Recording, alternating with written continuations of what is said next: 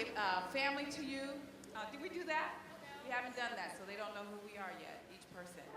My name is Kim. I'm the mom. And this is my husband, DeWitt. Yeah, there he is, in the dark shades. They're the cool. Yeah, he's just cool daddy. He just got it like that. And we've been married for 32 years, going on 30, yeah.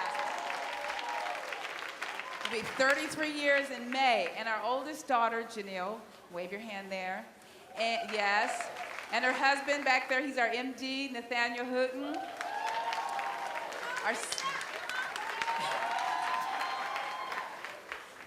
Okay, Janelle, all right. Yeah. Our second daughter, Dominique. Yes, on keys and guitar. Our oldest son, DeWitt. And the baby son, Judah. And before I introduce this little person here, I want to give you just a little snippet of our testimony. Years ago, when I was young, my husband and I, we had just gotten married, and I was diagnosed with PID, which is pelvic inflammatory disease.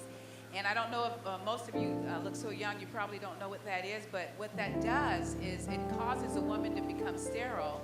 But I didn't know that. When I went to the doctor, my husband and I, we sat across the desk from the doctor, and the doctor, he prescribed a medication, and I'm sure he told me that I would become sterile, but all I wanted was the pain to stop. So my husband and I, he gave us the prescription, and we were listening to Fred Price, Kenneth Hagin, all the faith preachers. And at that age, I really had no better sense.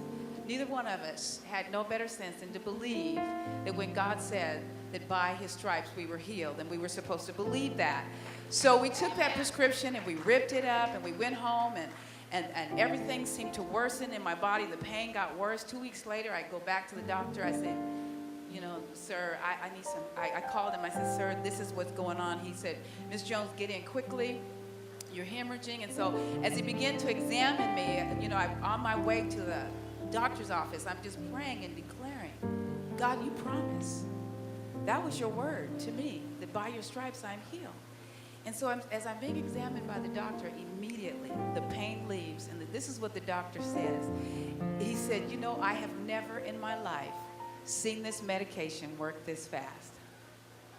It was a miracle from God. So as I'm going to fast forward, as I'm holding Judah, watching TBN, Helen Pensanti, describing what PID would do to a woman, she said 99.9% of women that are diagnosed with PID, now listen to this, if left untreated, become sterile.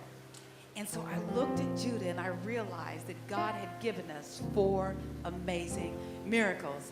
And then I decided that I was going to take it into my own hands from God. God, I got it from here. You know, I got these 4 babies. Thank you, Lord. And we're so done, you know. So we did everything we could to stop that train from rolling.